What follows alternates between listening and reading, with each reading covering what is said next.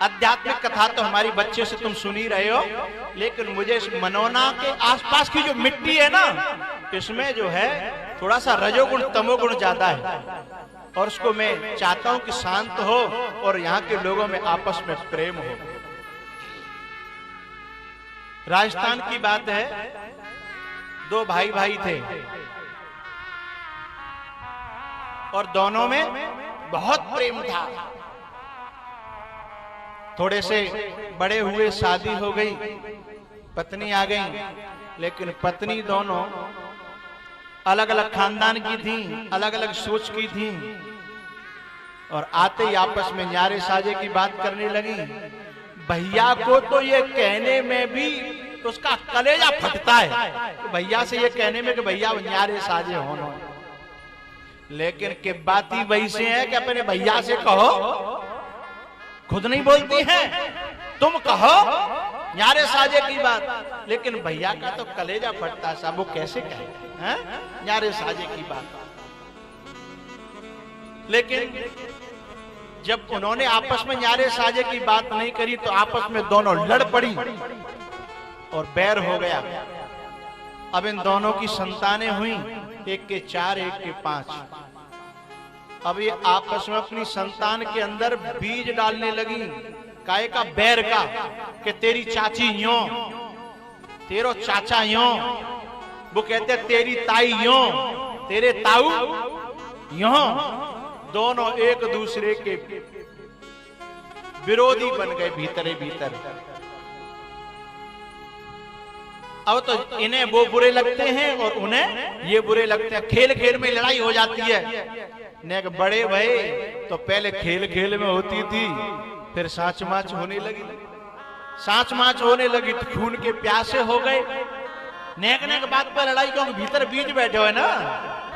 और पता कैसे कहती हैं कि बेटा मैं तेरे ताऊ ने हम सदा सताए हैं, और दूसरी कहेगी तेरी चाची ने और तेरी ताई ने, तेरे चाचा ने हम सदा हम सताए हैं। तो उनके अंदर ऐसा बीज भर गया, आपस में क्या लड़ाई रहने लगी, लठ मार भई, गोली मार भई, लेकिन भगवान की कृपा से कोई मरा नहीं, बच गई। लेकिन अब इतनी युद्ध होने लगा कि कोई अकेलो दुकेलो निकरवे में डर पे के मार नहीं दे। इतने में क्या हुआ, ये दोनों भैया तो थे ना, वे तो होपलेस हो गए, उनकी तो चलती नहीं। अब ये बूढ़े हो गए और औलाद हो गई जवान।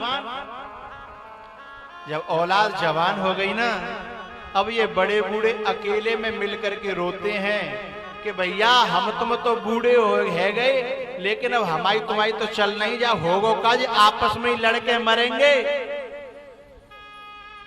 अब गांव के लोग और मिट्टी को तेल डालने लगे उन दोनों परिवारों में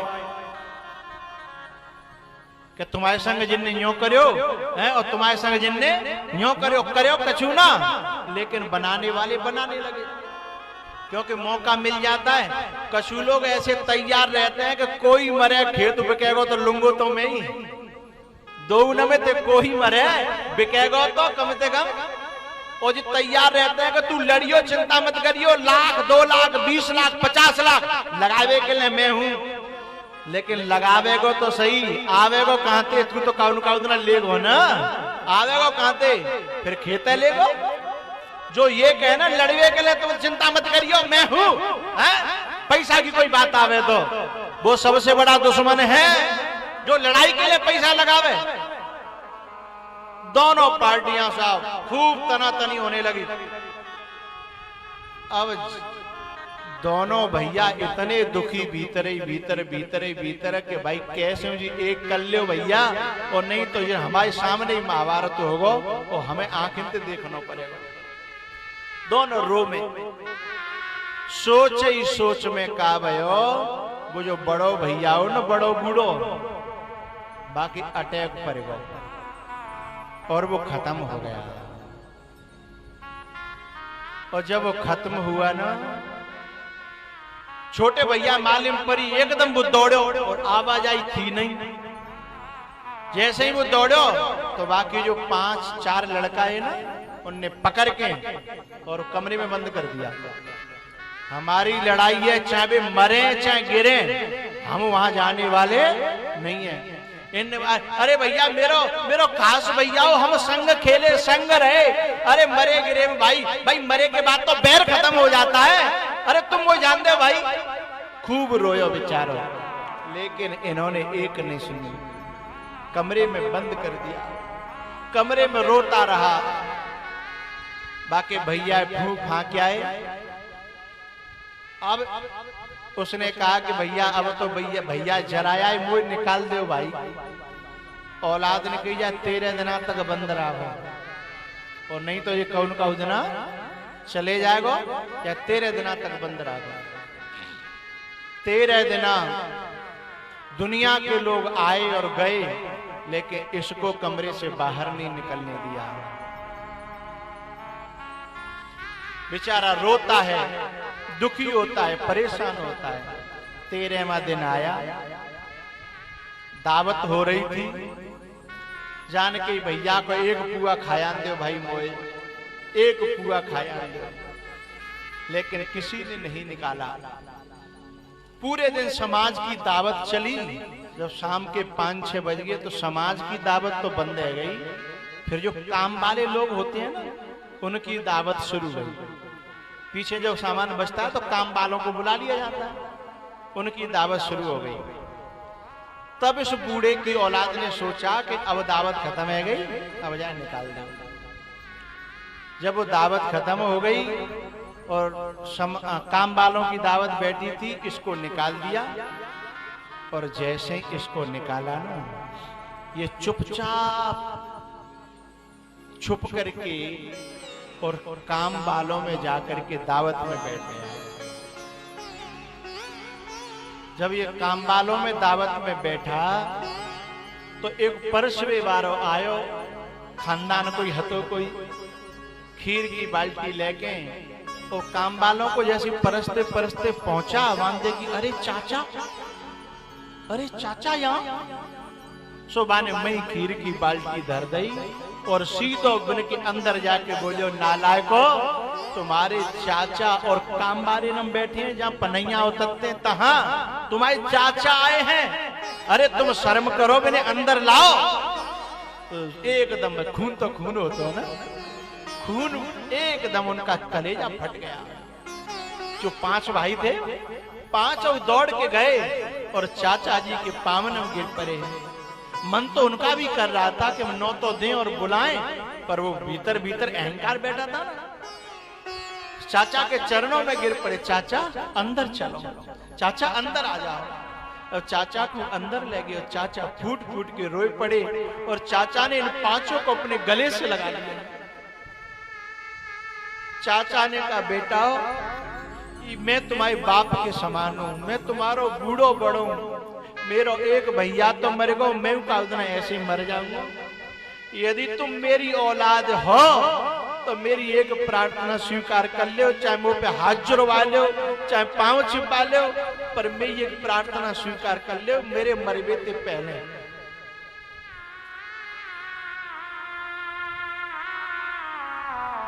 उन्होंने कहा, चाचा आप जो कहोगे ना हम वही करेंगे, आप बताओ। तो चाचा ने कही कि मेरे संग चलो, मैं भले ही नालायक है, कपूत है, मैं आगे चलूंगा तुमसे, मैंने मना ले और तुम 9-1 आ जाओ, फिर मेरा दम निकल जाए तो मैं चैन से मरूंगा, नहीं मैं मर पाऊंगा, न मैं चैन से जियो और न मैं चैन से मर पाऊंगा। तुम बिने मना ले और मैं चल रहा हूं, कोई मार नहीं डालेंगे, वे खाए नहीं जाएंगे, चलो। जिन 5 ने कही, चाचा हम चल रहे हैं, चलो अब भी हमारा जो करें सो करें, हम चल रहे हैं। चाचा को लेकर के आगे और ये 5 भाई और वे 4 घर पे बैठे और जाके पहले तो ये धरती में गिर पड़े, आगे हाथ करके भरत की तरह से, हैं पाहे नाथ कई पाहे गुसाई, भूतल परे लकुट की नहीं। जैसे ये धरती में गिर पड़े, चाचा ने कही, नालायको तुम्हारे सामने तुम्हारे भैया परे हैं, उठाए लो नहीं नाश हो जाओ, मेरो भैया तो मरो सो मरो, मैं दुखिया है कि मरूंगो, उठा लो। जब चाचा ने कही बिन देखी धरती पर है तो कोई कितना बदमाश होए हैं। जब कोई आदमी धरती में गिर जाएगा तो काटे थोड़े जाता। और जैसे ही वे धरती में गिरे भाई देखे और इन चारों ने उन पांचों को उठा लिया और ये आपस में सब गले से लिपट करके रोए। जब एक भये तब जिन्हें गलती को एहसास भयो कि हमारी माताओं ने हमारे अंदर बहुत जहर भर दिया था। नहीं भैया भैया से कहां लड़ना चाहता है, भैया भैया से कहां दुश्मनी बनाना चाहता है। तब चाचा ने सब गले से लगाए और कहा भैया अब मेरे 9 है गए, अब मेरे 9 है गए, अब मैं भले ही मर जाऊं, अब कोई दुख, अब कोई चिंता नहीं है। भैया जिन बड़े बूढ़े की आत्मा तब खुश रहते जब तुम एक रहते हैं। बाप परिवार को बड़ो बूढ़ो कबो सुखी ना रहे तो जाके घर की औलाद में लड़ाई है रही हो, हैं? पड़ोसी के कहने पे, पत्नी के कहने पे, अथवा पैसा के लालच में। पड़ोसी, पत्नी और पैसा। भैया इन तीनों की बात को अलग रख करके पहले ये भैया को महत्व देना। ये भरत चरित्र की कथा हमसे कहती है तो तुम्हारे घर में रामायण होगी, महाभारत नहीं होगा। और यदि जामे तो एक की बात मान ली, पैसा की, पड़ोसी की या पत्नी की, तो रामायण नहीं होगी। क्या होगा? बोलो बोलो, महाभारत होगा। जब पड़ोसी की या पैसा की या पत्नी की बात आवे तो पहले बार कान पे ही रोक लो और याद करो कि मेरो भैया ऐसा है सकत, मेरो भैया ऐसा है सकत। और जब पत्नी बात करे तो पत्नी से पूछ, तेरो भैया कबू तेरे संग अन्याय कर सकत है? तेरे भैया ने कबू तेरे संग अन्याय करो? वो कहेगी मेरे संग तो नहीं करो। तो बोले तेरो भैया तेरे संग अन्याय नहीं कर सकत तो मेरो भैया मेरे संग अन्याय कैसे कर सकता है? भाई पे गैर कोई अकड़े। अगर राजमाता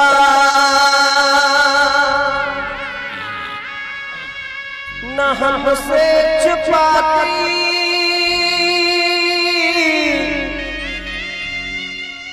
तो नैनों से नैनों का तारा न जाता। गरल जैसा भाई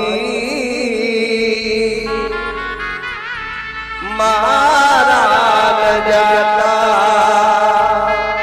ये तुम्हारे जो बड़े बूढ़े बैठे हैं, बड़ी बूढ़ी मैया बैठी है ना, ये तुमसे पैसा नहीं मांगती हैं। ये बड़े बूढ़े पैसा नहीं मांगते हैं, ये केवल यही मांगते हैं भैया तुम एक रहो, तुम हमारे सामने लड़ो मत, हमारे सामने भिड़ो मत, हमारे सामने मरो मत। क्योंकि या घर में बाप आपस में भैया भैया लड़ रहे हों और बाप की चल नहीं रही हो, बाप से ज्यादा दुखी जा धरती पे दूसरों कोई हो तो ना। बाप बन गो, बाबा बन गो और नाती में रह रही है, बेटे में रह रही है और बाकी कोई सुन ना रहो तो वो क्या सोचता है, जाते पहले भगवान ने मैं उठाए लो होता तो ज्यादा बढ़िया रहता, कम से कम ऐसो में देखने को तो नहीं मिलता है? इन आखिरों से मुझे ये देखना पड़ा।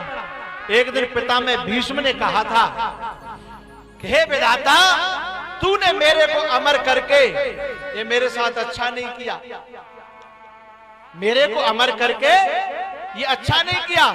ऐसी अमरता किस काम की कि जिसके सामने जिसके नाती मर रहे हो, जिसके सामने जिसके बेटे मर रहे हो, जिसके सामने जिसके भतीजे मर रहे हो, हैं?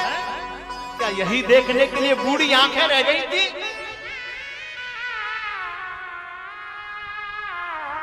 पिता में भीष्म ने स्वयं युधिष्ठिर को यह बताया था, युधिष्ठिर अब तू मुझे अपनी युक्ति से मरवा दे, अब मैं जीना नहीं चाहता क्योंकि मैंने मेरी बूढ़ी आंखों ने बहुत मौतें देख ली और वो भी अपने खून की। बहुत मौतें देखी, वो भी अपने खून की, अब मुझसे देखी नहीं जाती। तू कैसे करके मेरा वध करा बेटा। युधिष्ठिर ने कहा कि बाबा, आपने हमको गोदों में खिलाया, आपने हमको कंधों पे खिलाया, आपने हमें पाला पोसा बड़ा किया, अब आपका वध कैसे हो? बोले बेटा, मुझे इतने वध देखने पड़ रहे हैं, इससे मेरा वध कर दोगे तो मेरी आत्मा संतुष्ट होगी तुमसे, तुम्हें कोई पाप न लगेगा। तब पितामह भीष्म ने अपने वध का उपाय स्वयं युधिष्ठिर को बताया कि तुम शिखंडी को अपने रथ पे ले आना। यदि कोई नारी, मेरी दृष्टि में शिखंडी नारी है, और नारी यदि मेरे सामने आ जाएगी तो मैं अपने हथियार छोड़ दूंगा और तुम मेरा वध कर देना। नहीं, पितामह भीष्म को वध करवैया कोई हतोजा धरती पे?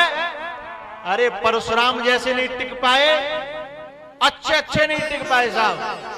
लेकिन उसकी बूढ़ी आंखें ये देखना नहीं चाहती थी अपनी आंखों के सामने परिवार मरे।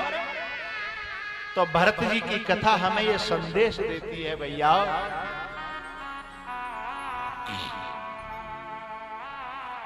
भैया राम और भरत जैसे हों तो युग कोई भी बना रहे, बा घर में तो त्रेता युग ही रहेगा। और जा घर में दुर्योधन जैसे भैया है जाए, दुशासन जैसे भैया हो जाए, तो बा में भले ही सतयुग होए, लेकिन वह परिवार में तो महाभारत ही होने वाला है।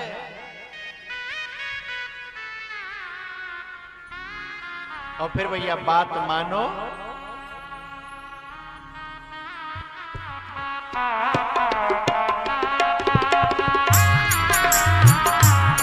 बात मानो न मानो सिया पूरी, मत मानो न मानो उसी आपकी।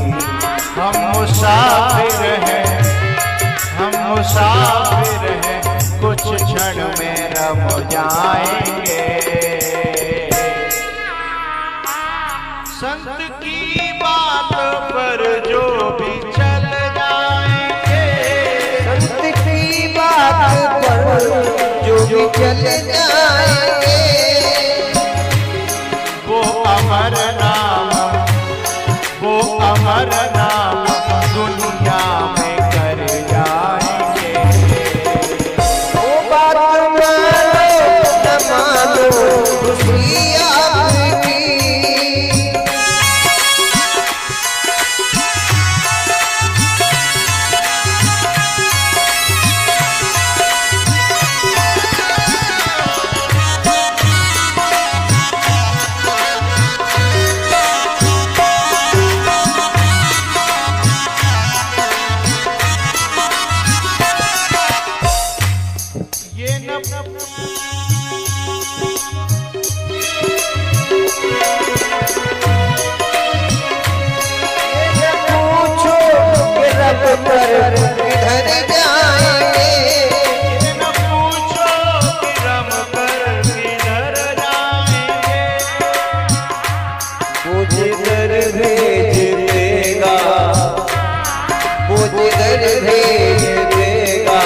उधर जाएंगे। बात मानो न मानो उसी आपकी।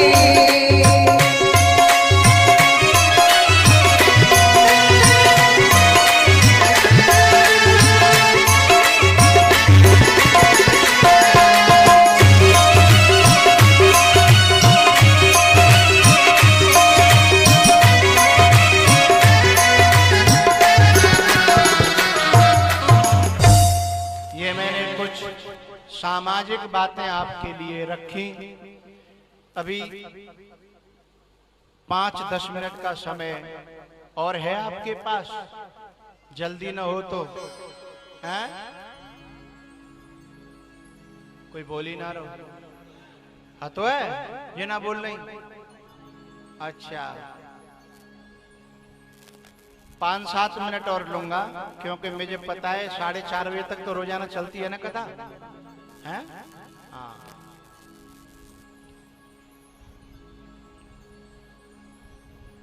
ये तो सामाजिक पक्ष है भरत की कथा का। आध्यात्मिक पक्ष क्या है भरत की कथा का?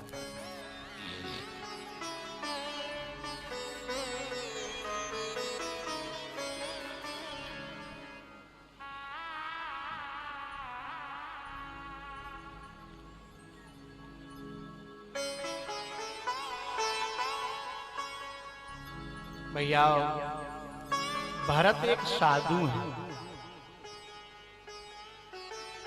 और साधु केवल कपड़ों से नहीं होता, तो साधु स्वभाव से होता है, साधु साधना से होता है। भरत जी महाराज जब राम जी से मिलने के लिए गए हैं ना, तेरी मैया ये मैया से कहना ये बैठ जाए अभी, मैया यहीं बैठ जाओ, ये बड़े बूढ़े ज्यादा चिंता आज जान जमाने में होए के नहीं हो।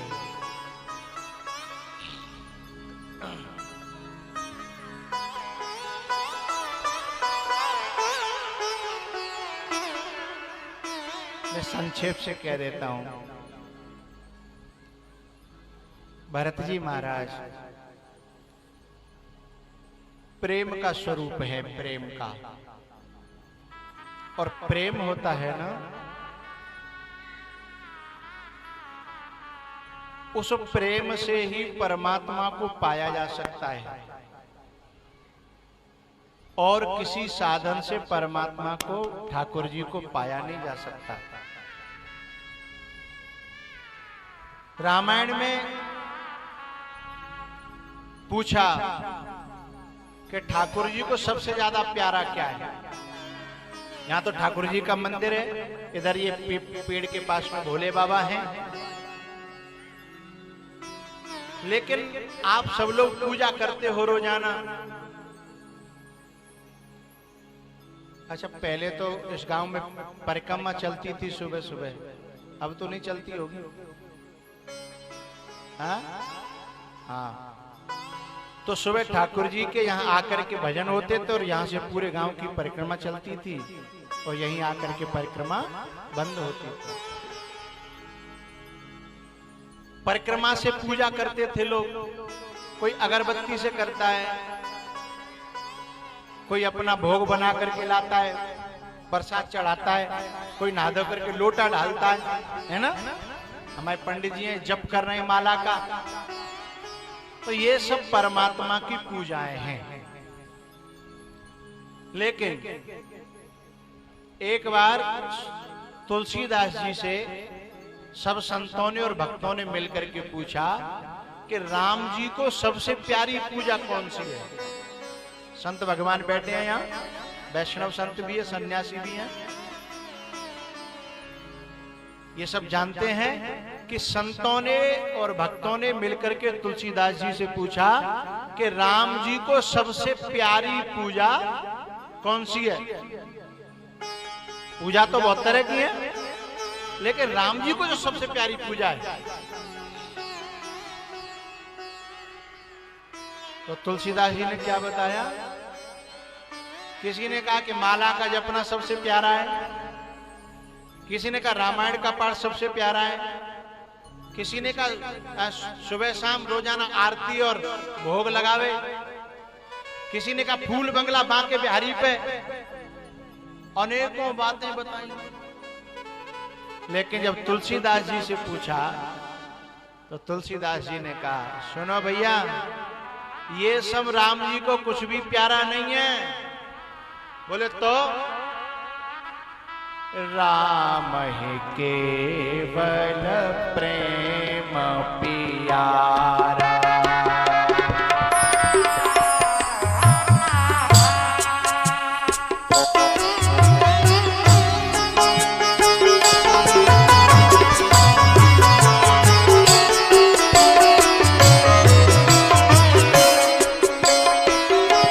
राम ही केवल प्रेम प्यारा।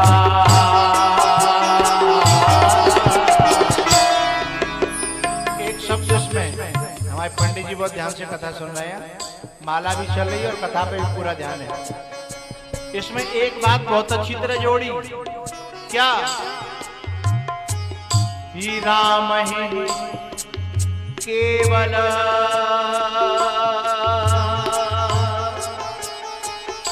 केवल प्रेम प्यारा,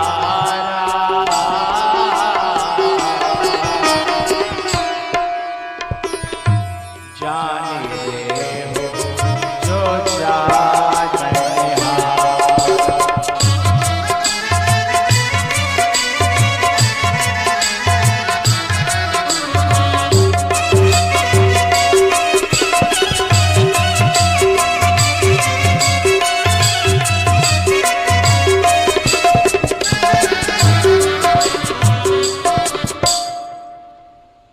इसमें एक शब्द जोड़ दिया, केवल राम ही, बोलो बोलो, केवल।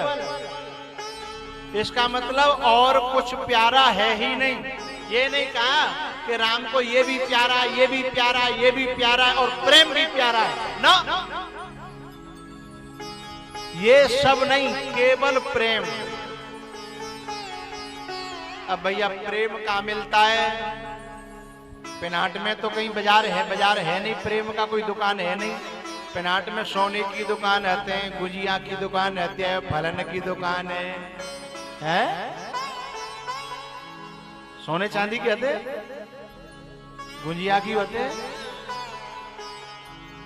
लेकिन कहीं प्रेम की दुकान हमन ना देखी। हम अबू देखा तो भाई आए पेनाट में कि है क्या है, पर हमें कोई दुकान प्रेम की नहीं मिली। न पेनाट में आते न फतेहाबाद में। और तुम्हें क्यों मिल जाए तो हमें बताइयो, नहीं मिलेगी। न आगरे में कहूं दुकान ना है। पर हाँ एक बात है, तो फिर भगवान प्रेम से मिलता है तो प्रेम कहां मिले, कहां जाए ढूंढवे के लिए? तो मैं आपसे कहना चाहता हूं,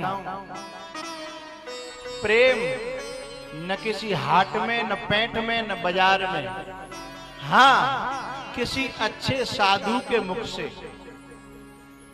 किसी प्रेमी संत के मुख से, सदगुरु के मुख से कथा सुनोगे तो भगवान के प्रति भीतर प्रेम प्रकट हो जाएगा। कथा में ही प्रेम मिलता है।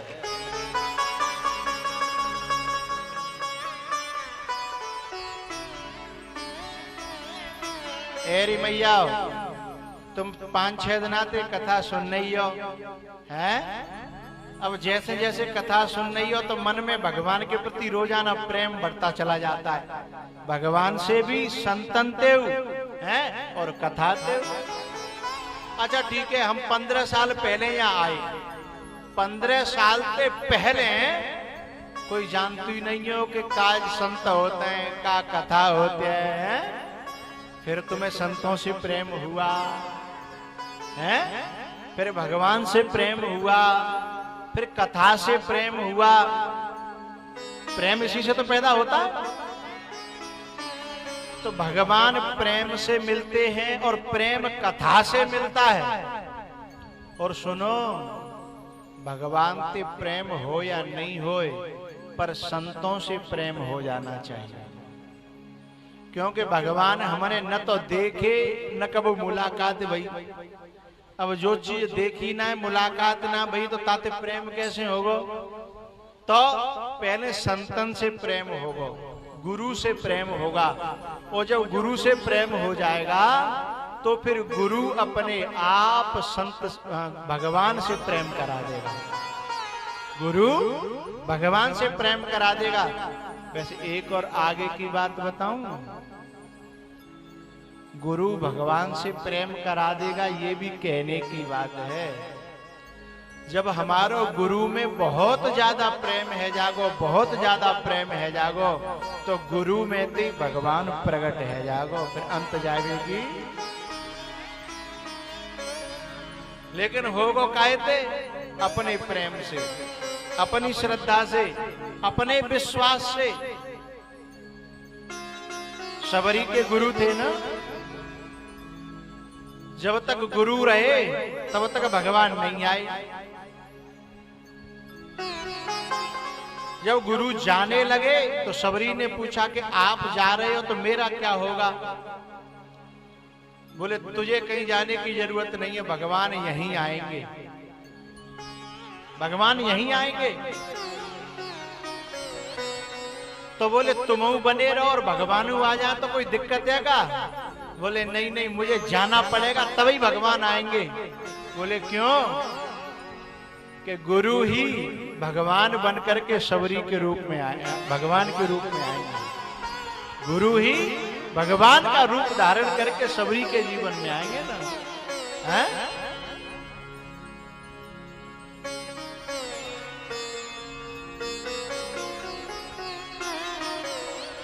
तो ये कथा प्रेम देती है, लेकिन मैं एक प्रार्थना करना चाहूंगा, कथा से प्रेम उत्पन्न हो वही कथा है, लेकिन ऐसी कथा वही कह पाएंगे जिनका स्वयं ठाकुर जी से प्रेम होगा, जिनका ठाकुर जी से स्वयं लगाव होगा। श्रोता वक्ता ज्ञान निधि कथा राम की गूढ़, कथा राम की गूढ़। अब मान के चलो कोई घर गृहस्थी में फंसा हुआ आदमी है, भाई अपनी घर गृहस्थी पे से फुर्सत ना आए और भाई कथा कहवे बैठा दे, तो वो कथा में घर गृहस्थी की बात करेगा, वहां में कथा बा के मोहते निकलवे वारी नहीं है। जो भाई अपनी घर गृहस्थी में इतना उलझो भयो, तो जो खुद सुलझो भयो होगो है, खुद संतन को सानिध्य जाने ग्रहण करे होगो, संतन की रगड़ खाई होगी, संतन की जिसने सेवा करी होगी, है संतन के जिसके हृदय में संतों का निवास होगा, उसी के हृदय से भगवान की प्रेम प्रकट करने वाली कथा निकलेगी। और यदि घर गृहस्थी में फंसा हुआ आदमी है तो उसके दिमाग में क्या भरा होगा? तुम लोग बताओ, उसके दिमाग में क्या भरा होगा? वो घर गृहस्थी तो बसी होगी, और घर गृहस्थी बसी होगी वो तो अलग बात, घर गृहस्थी को चलावे के लिए बाके मन में लालच भी बसा होगा। तो ध्यान जिसका खुद का ध्यान भगवान पे नहीं होगा, वो समाज का ध्यान भी भगवान की तरफ नहीं बढ़ा पाएगा। इसलिए व्यास जी ने इस कथा की रचना करी, व्यास जी ने भागवत की रचना करी, पर व्यास जी ने कथा कही नहीं। क्यों? क्योंकि व्यास जी घर गृहस्थी में फंसे हुए थे।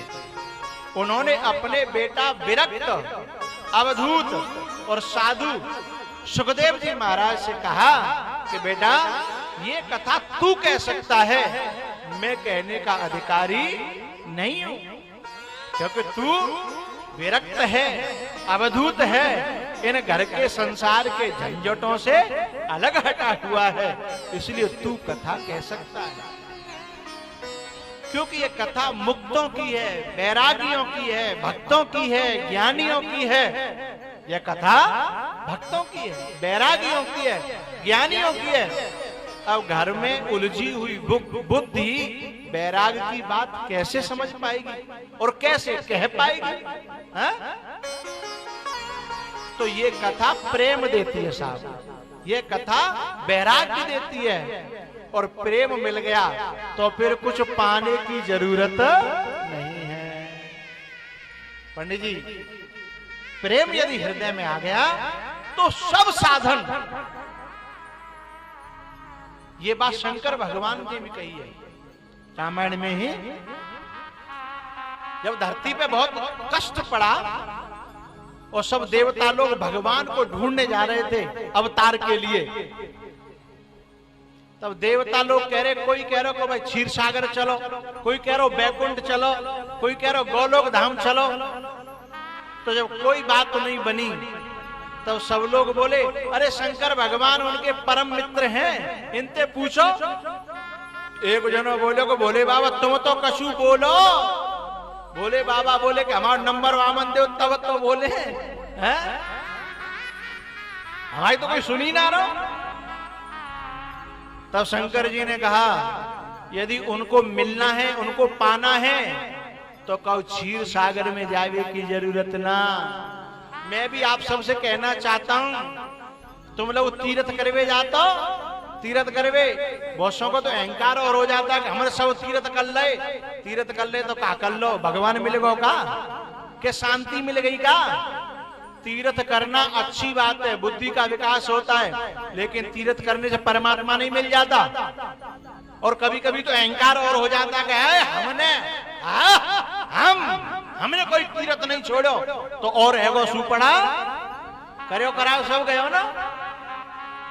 तीर्थ करने के लिए जाते हैं ना, वे घर में लौट के तब आते हैं तो उनसे पूछो कहो कैसो रहो, तो कहते हैं मरी गए, हे कछु ना धरो सब दुनिया में, आराम तो अपने घर में ही है, शांति तो अपने घर में ही है, यूं कहते हैं ना लौट करके। तो कहां गए थे भाई? तो दुनिया में कहीं परमात्मा नहीं मिलता, ठाकुर जी संसार में नहीं मिलते भटकने से। तो शंकर भगवान ने कही तुम्हें कहूं डोलवे की जरूरत ना। बोले तो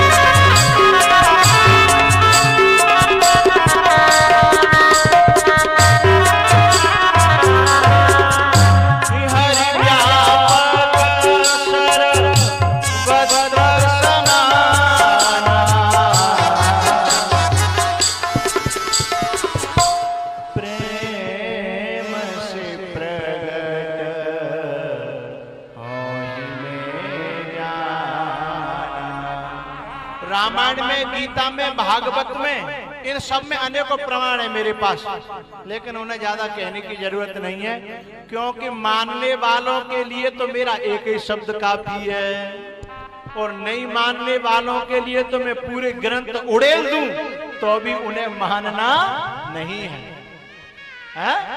तो भगवान प्रेम से मिलता है, लेकिन एक अंतिम प्रार्थना कर रहा हूं, हो सके तो प्रेम संसार से करना, लेकिन कर नहीं पाओगे, क्योंकि संसार धोखेबाज है। जब तुम्हें बार बार धोखा देगा तो तुम्हारा प्रेम टूट ही जाएगा। ठीक है? या तो तुम्हारी उदारता इतनी ऊंची हो कि तुम्हें किसी को तुम्हारे साथ कोई धोखा कर ही न पाए। यदि तुम बहुत उदार हो ना, तो धोखा करने वाले के संग में धोखा होता रहेगा, तुम्हारे संग में कभी धोखा होने वाला। जाको राखे साइया मार सके ना कोई,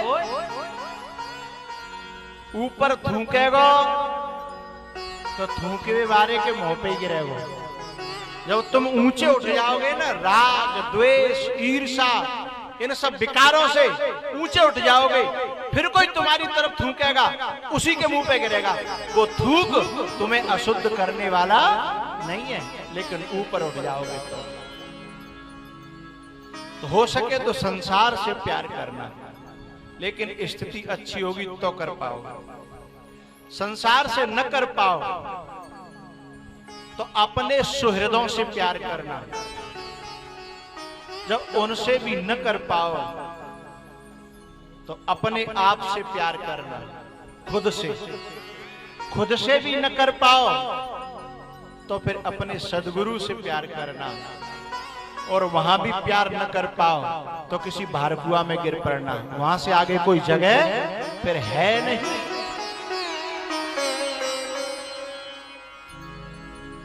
क्योंकि वहां से सारे रास्ते निकलते हैं साहब।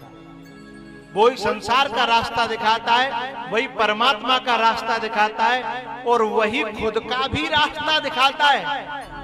एक रास्ता खुद के लिए भी होता है, खुद को जानने के लिए।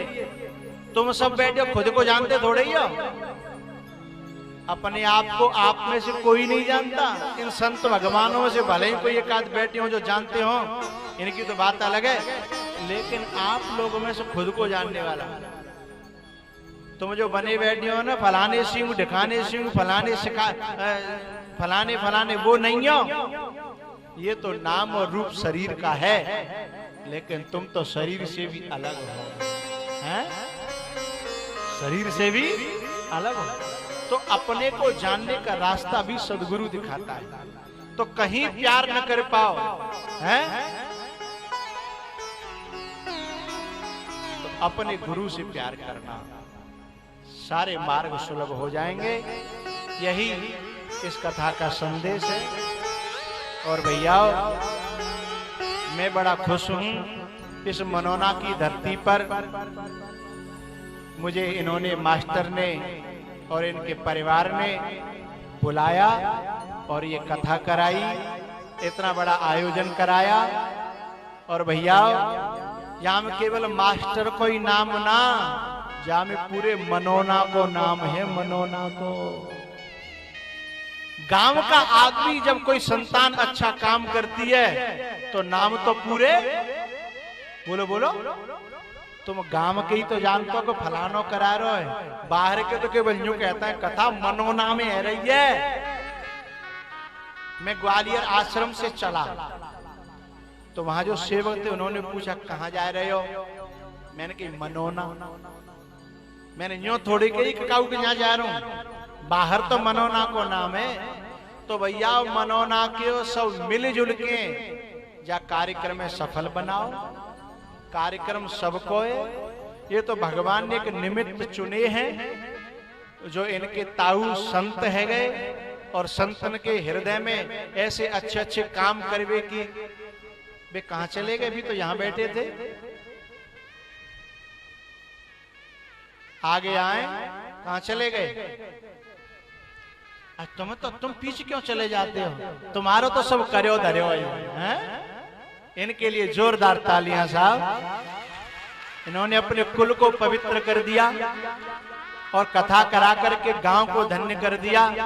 और मेरे आत्मा तो बड़ी प्रसन्न है, क्योंकि ऐसा कोई साधु खानदान में हो जाता है तो 121 पीढ़ियों का उद्धार हो जाता है साहब। आज इनके पुरखा ऊपर के लोगों से जब देख रहे होंगे, एक तो साधु होना और उसके ऊपर से फिर ऐसे आयोजन कराना, और इनकी संतानों को भी धन्य है, चाहे वो भतीजे संतान ही हैं, धन्य है। इनके इशारों पर एक एक इनकी इच्छा को पूरी करने की कोशिश कर रहे हैं। ऐसी संतान के लिए भी जोरदार तालियां। जब ये माला डालने आए तो इनकी आंखों में अभी भी आंसू हैं और तभी भी आंसू थे। और मैं बड़ा खुश हूं, हृदय जब पवित्र होता है तो आंखों से आंसू निकलते हैं। और इन्होंने अपने खानदान को रोशन किया। इस साधु हो जाने से ये लोक भी बन जाता है और वो लोक भी बन जाता है।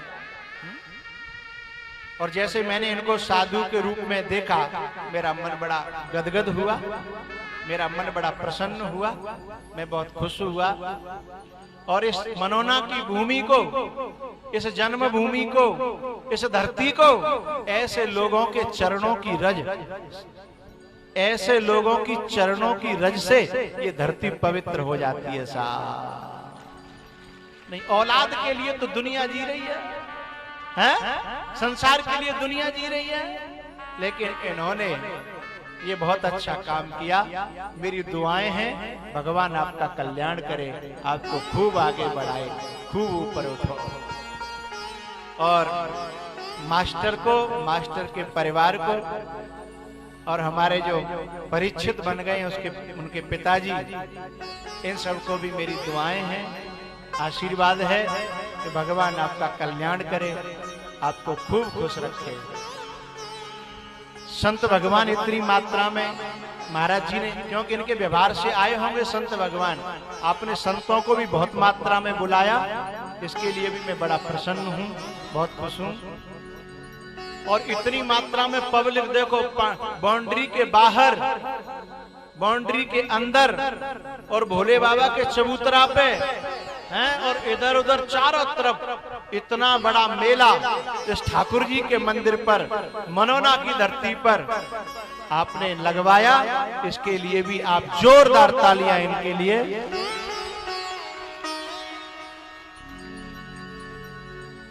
मैं बड़ा प्रसन्न हूं।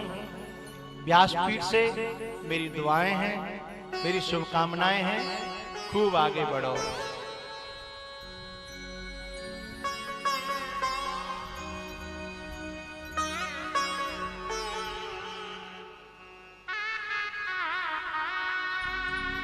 ये जो मेला लगा है ना, मैं पिनाट में जैसे घुसा तो मुझे बोर्ड लगे हुए मिले, उसमें सारी दुनिया को निमंत्रण था, जगह जगह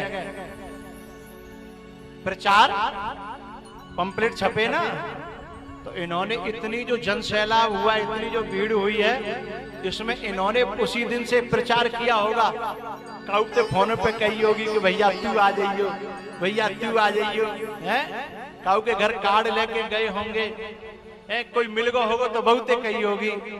तो आपका यज्ञ सफल हो गया। इतने संत और इतने भक्त जो इकट्ठे हुए, इन्होंने रोजाना सबसे कहा होगा क्या, तुम भी आना,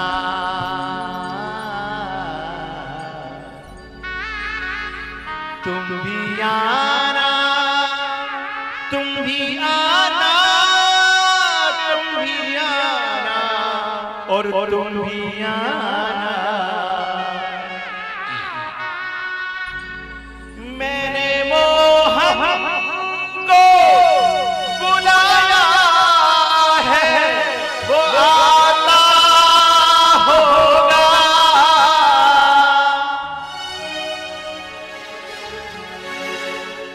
श्रीमद् भागवत के महात्म्य में और भागवत में भी कई बार कहा है, यह कथा भुवि भाव का, यह कथा इस धरती पर रहने वाले भावुकों की है। नारद जी ने जब हरिद्वार में कथा कराई ना सनत कुमारों के द्वारा, तो उन्होंने भी सारी दुनिया में सबको निमंत्रण दिया, हे विरक्तो, हे गृहस्थियों, हे वानप्रस्थियों, हे ब्राह्मणों, हे क्षत्रियों, सभी लोग आना। और पता है जब पूजा पाठ होती है तो पंडित जी भी ये कहते हैं कि हे देवताओं तुम भी आना, ऋषि मुनियों तुम भी आना। और ऐसे ऐसे निमंत्रण दे करके आपने सबको बुलाया। और हमारे वो कौन सा वो चंबल के किनारे जो एक महादेव बाबा का जो आश्रम है ना, पिंडी है, जहाँ या रात्रि में बेलपत्र चढ़े हुए मिलते हैं, कौन सा है, महेबा, महेबा है ना, है? वहां से भी हमारे महाराज जी आज हमें दर्शन दे रहे हैं। तो ये सब निमंत्रण इनका दिया हुआ है। मैंने मोहन को बुलाया है, वो आता होगा। तुम भी आना, तुम भी आना, मेरे घर आज तमाशा होगा।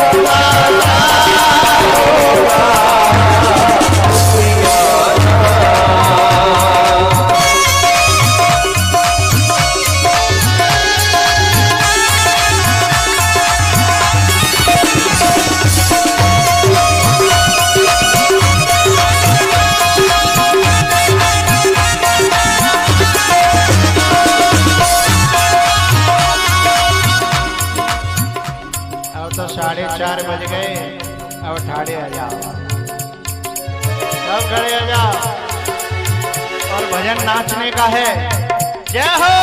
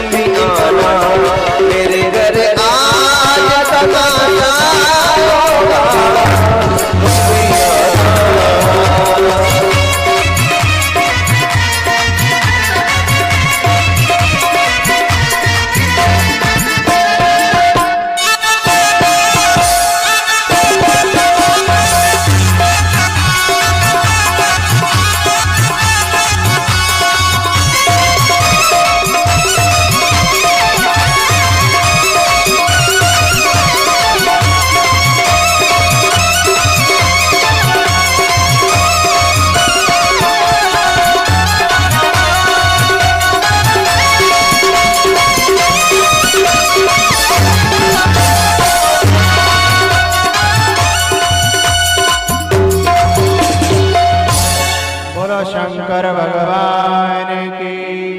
हर हर महादेव। कल इस कथा का समापन है, लेकिन कथा जब पूरी हो जाती है तो मन तड़पता है कि अब कथा कहाँ मिले, है ना। क्योंकि कथा से बहुत लगाव हो जाता है, और तो जल्दी जल्दी काम कर लो, जल्दी जल्दी कथा में चलो, जल्दी जल्दी। बहुत के तो कपड़ों नहीं धो रहे होंगे, हैं जो कह रही होंगी वो तो धोंगे, पूरी कथा है जाएगी तब है। जब कथा पूरी है जाएगी तो फिर मन जो कहेगा अब कहाँ जाए। तो चिंता मत करना, ये कथा पूरी है जाएगी कल। तो 3 दिना को गैप है, केवल 3-4 दिना को। 18 तारीख से जो 14 को पूरी होगी ना, 13 को कथा पूरी होगी, 14 को भंडारा होगा। तो 14 को भंडारे में कट जागो देना, है ना। और बाकी बात 15, 16, 17 3 दिना बीच में। 18 से फिर कथाएं तुम्हारे पास में कहाँ है? हैं? जोर से बोलो, जोर से बोलो। हाँ, जाको मतलब पता है तो फिर मुझे बताइए कि हाँ, कांकरपुरा में 18 से कथा है। और आप पहले ही दिन आते आओ और कथा को आनंद ले। ठीक है, बोलो शंकर भगवान की। आरती कर दें अब ही नहीं, एक और तो एक तो नहीं, टाइम ज्यादा है वो। आधो सो, हाँ आधो सो कहो।